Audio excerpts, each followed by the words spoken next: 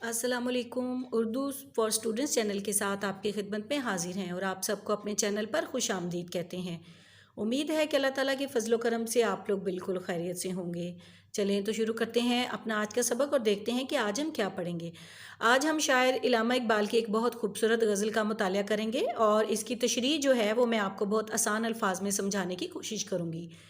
ये एक बहुत ही खूबसूरत गज़ल है जिसमें कि शायर ने इंसान की इस दुनिया में हैसियत और इस कायनात पर गौर व फिक्र करने के बारे में बात की है। सबसे पहले हम इस गज़ल के अशार देखते हैं। गुलज़ारे हस्तो बूद ना बेगाना वार देख, गुलज़ारे हस्तो बूद ना बेगाना वार देख, है देखने की चीज़ इसे बार बार देख। आया है तू जहाँ में मिसाले शरार देख, आया है तू जहाँ में मिसाले शरार देख, दम दे न जाए हस्तिये ना पायदार देख। माना कि तेरी दीद के काबिल नहीं हूँ मैं, माना कि तेरी दीद के काबिल नहीं हूँ मैं, तू मेरा शौक़ देख मेरा इंतज़ार देख।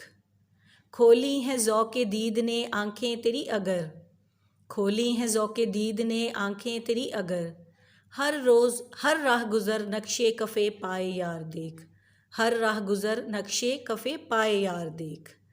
जी, बहुत ही खूबसूरत इशार हैं। शायर इन अशार में कहते हैं कि ए इंसान, इस दुनिया के बाग को गैरों और अजनबियों की तरह ना देख, ये तो देखने की चीज़ है, तो इसे बार बार देख, इसे लगातार देखता चला जा। शायर ने इसमें दुनिया को एक बाग से तशबीह दी है जिसमें रंग बिरंगे फूल खिले हैं, तरह तरह के नज़ारे हैं, और ये दुनिया जो है वो अल्लाह ताला ने इंसान के लिए बनाई है।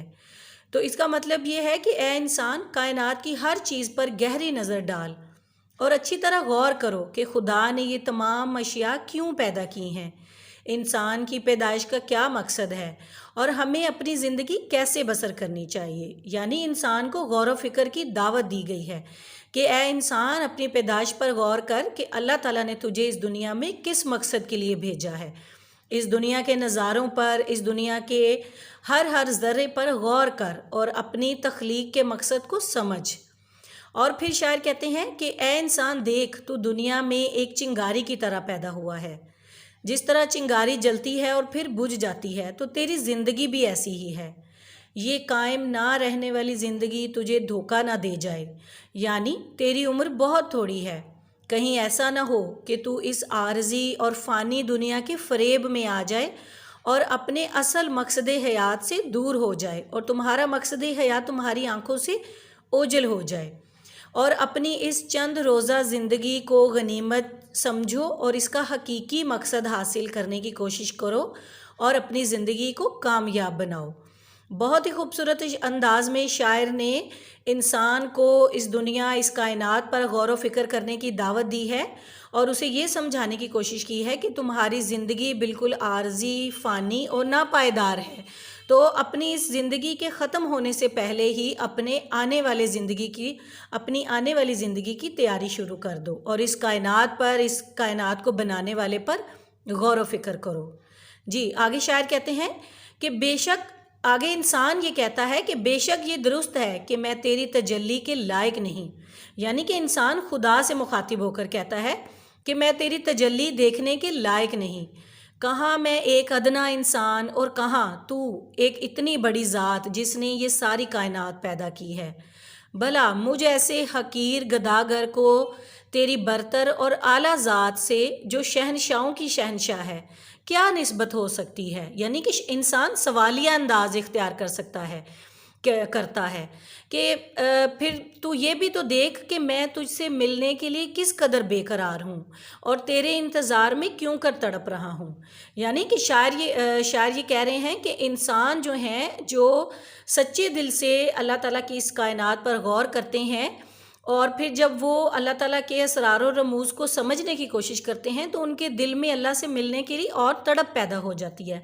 उनकी बातिन की आँख जो है वो खुल जाती है, जो ज़ाहरी नज़ारों को देखती है और अपने रब की हम्दो सना बयान करती है। और फिर शायर कहते हैं कि अगर दीदार के शौक़ और लज्जत से तेरी आँखें کھلی گئی ہیں تو پھر تجھے ہر راستے میں پائے محبوب کے نشان نظر آئیں گے. یعنی کہ اگر تو حقیقی آنکھ سے اس دنیا کو دیکھے گا تو تجھے اس دنیا میں ہر طرف اللہ تعالیٰ کی تجلی نظر آئے گی، اللہ تعالیٰ کا نور نظر آئے گا. مطلب یہ کہ اگر تو سراپا شوق بن کر دل کی آنکھ سے دیکھے گا تو اس دنیا میں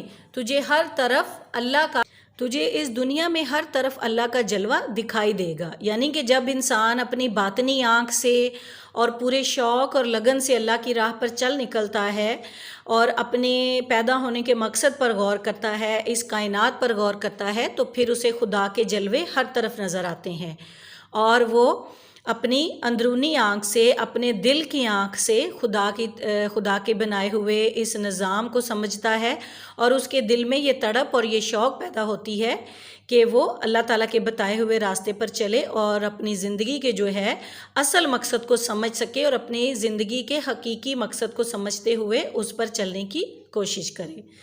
جی یہ تو تھی ایک چھوٹی سی بہت خوبصورت سی غزل جس میں کہ شاعر نے ایک بہت خوبصورت پیغام دیا ہے ہمیں. امید ہے کہ آپ کو اس تشریح کی آسانی سے سمجھ آ جائے گی. اگر آپ کو ہمارے چینل کی ویڈیوز اچھی لگ رہی ہیں تو ہمارے چینل کو سبسکرائب، شیئر اور لائک ضرور کیجیے. اگلی ویڈیو تک اجازت دیجیے. اللہ حافظ.